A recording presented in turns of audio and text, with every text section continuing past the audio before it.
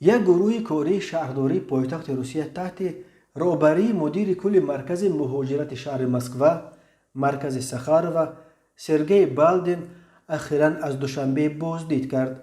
طی این سفر دو روزه‌شان به جانب تاجیکستان تشکیل نمایندگی مرکز مهاجرت مسکو در این کشور را پیشنهاد کرده است.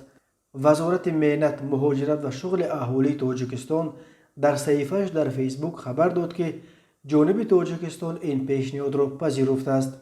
بنا به این منبع روز 14 اپریل در ملاقات این هیئت با معاون وزیر مهنت، مهاجرت و شغل اهالی تاجیکستان شاهنوزه نادری، جانب روسیه با تاکید اینکه نورسایی قوه کاری در شهر مسکو جای دارد و برای این جانب روسیه اقدام حکومت شهر مسکو را جهت ساختن نمایندگی مرکز مهاجرت در تاجیکستان پیشنهاد نمود. جانب‌ها افتتاح نمایندگی مرکز مهاجرت را در تاجیکستان برای با کارتامین کنی مهاجران مهنتی و ساده گردانیدن روند گرفتن حجت‌ها و دسترسی آسان مهاجران به خدمت رسانی‌های مذکور موافق مقصد دانستند. اخیراً معاون شهرداری مسکو عاید به مسائل سیاست اقتصادی ولادیمیر ایفیموف اظهار داشت که مقامات مسکو امیدوار از بین برداشتن محدودیت‌ها در راه ورود مهاجران کاری به پایتخت روسیه میباشند، ولی از بس که کی حل شدن این مسئله روشن نیست،